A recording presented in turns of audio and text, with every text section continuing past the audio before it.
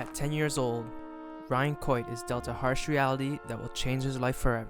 Diagnosed when I was 10 years old in January of 2009. I immediately thought it was a death sentence. I thought my life was over. I was preparing to die, basically.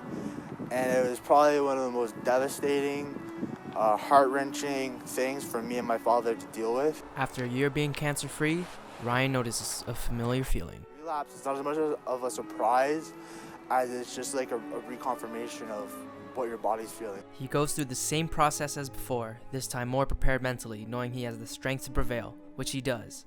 However, the good times don't last long. Only 8 months go by, then Ryan receives the same news for a third time. The third time, you're kind of running out of options. You're not really sure what your treatment options are. So I think the scariest thing about that time was, just the uncertainty of the whole situation. CAR T-cell therapy, a brand new stem cell treatment under development by doctors, enters the conversation. Doctors request Ryan to be one of their first trialists.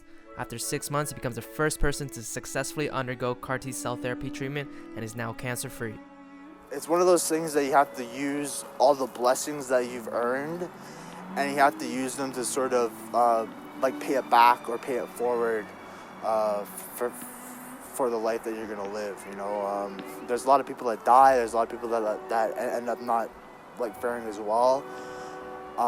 So you have to live every day in memory of those people, and I think it just added motivation for you.